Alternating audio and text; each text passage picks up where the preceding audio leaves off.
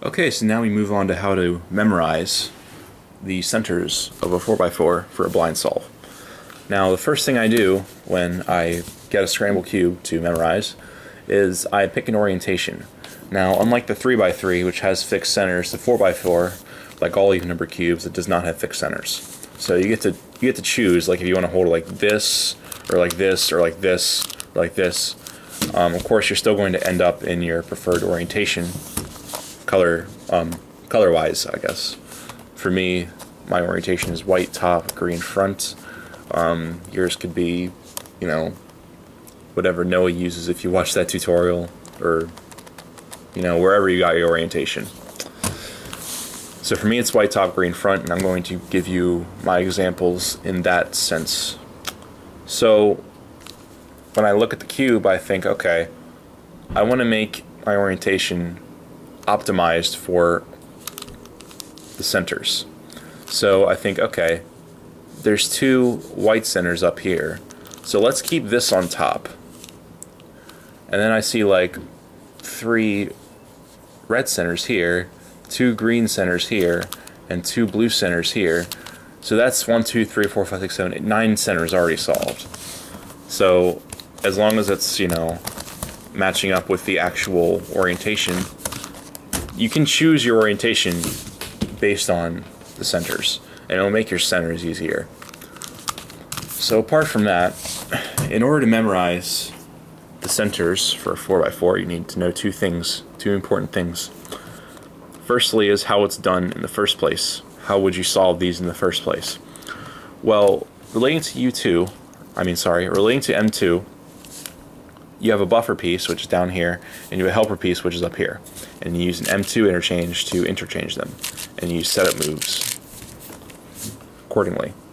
And when you memorize it, you look at the buffer piece first, and then you just go to wherever it takes you, memorizing letters along the way.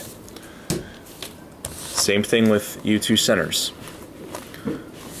You have a buffer and a helper. In this case, a buffer is over here at UBR, and the helper is right here at UFL, and they will be interchanged using a U2. Not that bad. So the other important thing you need is a lettering system, of course. Now, you can use SPEFs if you want. You can use whatever lettering system you want. Personally, I'll give you my lettering system right now. I do not letter the buffer piece because I'm never going to shoot to it. Some people use floating buffers. That's a more advanced thing. I'm not going to get into that. I don't use it personally. So my lettering system is A, B, C, D, E, F, G, H, I, J, K, L, M, N, O, P, R, S, T, U, V, W, Y. I know this pattern is really weird, but it makes sense to me. So now that you know this is buffer, this is helper, and you have a lettering system, I'm going to show you some examples. These two examples should give you enough information to understand memorization and execution of U2 centers pretty much completely. So, memorizing. Look at the buffer piece. It's a red. So, look at the red face, and here's a problem. Well, not really a problem, but it's a thing that you need to know. Almost always there will be more than one center that needs solved, more than one red center. Now, what I do and what many other people do is they kind of go in alphabetical order. Like I go from here to here to here, kind of like this, H, I, J, K, D, E, F, G, and here's what I mean by that.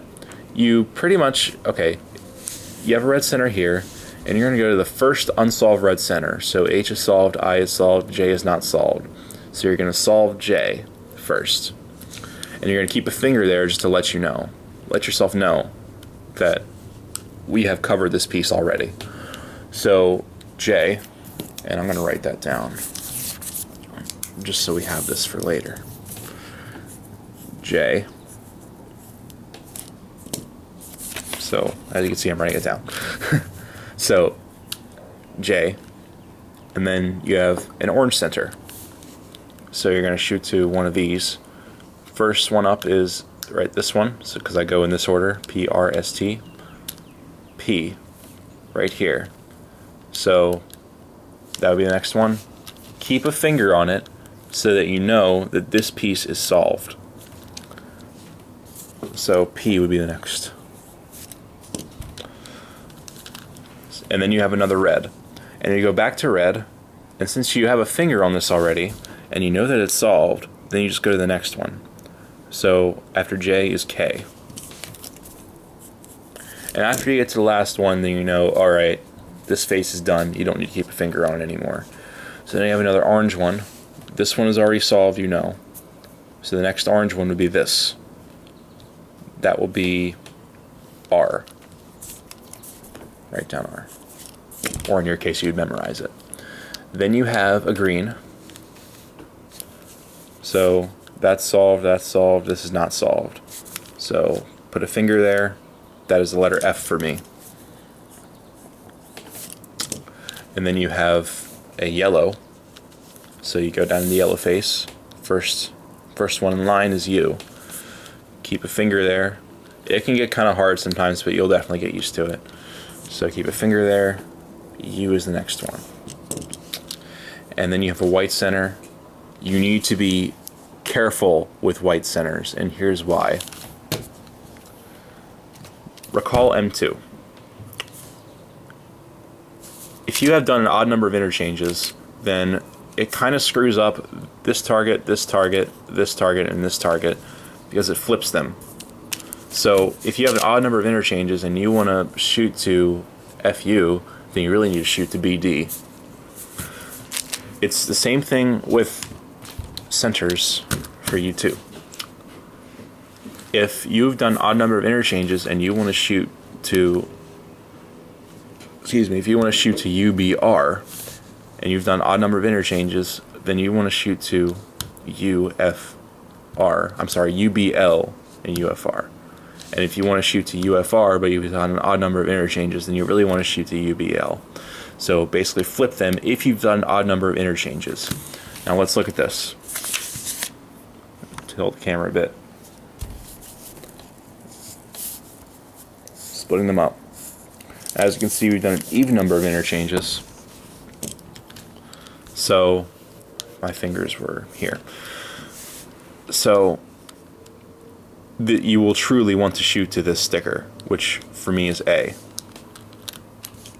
So A. It's very similar in concept to M2, just like I said. So then you have another yellow sticker. Down here is the next one. You have a finger here because it's already solved. This will be W, and you can take your finger off because that will make the face solved. So W. Then you have, this is very hard to see, I'm sorry. Then you have another orange one. The last remaining orange piece, because we've already gotten to here, is right here. So that's going to be T. And again, you can take a finger off because that solves the face. Then we go to white. This would normally be C, but look, you have an odd number of interchanges. So instead of being C, instead of shooting here, you're going to shoot here because it has interchanged. So that's not going to be C, it's actually going to be A. Now, so you still like look at this piece though. So I know you write down A, it doesn't mean you go solve a yellow piece again, that means you solve a blue piece because you actually shot here. So then you shoot to blue. This is the only blue piece to be solved, and that's going to be O for me. And then you go to green. And there's one green piece left to be solved because we have kept a finger on this one, and that is G. So then you go to white and you realize, okay, all the whites are solved now because you already shot to these two pieces. And in this case, that means that your centers are done. Sometimes you need to break a new cycle though, and we're going to get into that in the second example. So, red again. There's only one red available. For me, this is going to be H. So, H. and then you shoot to the next piece. So the first available, A, B. This piece is not affected. Even though it is in the U layer, it's not affected by the interchange. Just like how in M2, the helper piece is not affected by the interchange. You just do an M2. You just do a U2 for this. So that's going to be B. Keeping a finger on both of those. Then you're going to shoot to a blue piece.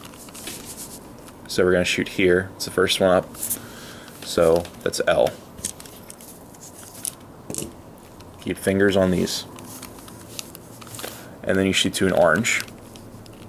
You're going to shoot to R. So R.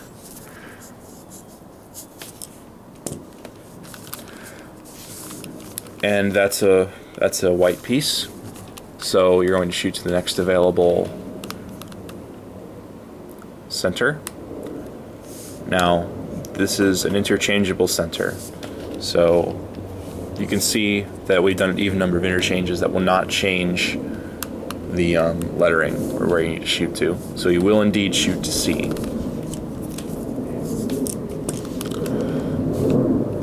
And you can take your finger off that. I don't know why my finger's still on this, because that's all solved. So then you have an orange again. So then you're going to shoot over here to S. So S. And now you've gotten to your last white piece, and you might think, oh, it's solved. No, it's not. You haven't solved this, or this, or this. And you can tell the pieces have not been solved because your fingers are still on centers, and you still haven't gone all the way through. So you can clearly see that you haven't finished the blue side yet. So I guess you can just shoot to this piece. Now, don't just hit, like, you can just take your finger off, but remember that you do have to break into the break. You are breaking your new cycle, and you are going to have to shoot to this again. That's N. So personally, I would keep my finger on it. So I am here, yes. So that's an orange piece, and then you're going to shoot to the next orange. That's T, and that's finishing up the center. Then you're going to shoot to green. The only available green right here is D. And then finally blue, shooting to this piece again, and thus completing the cycle, going to N once again. So that is how memorization works. Next we will get into solving.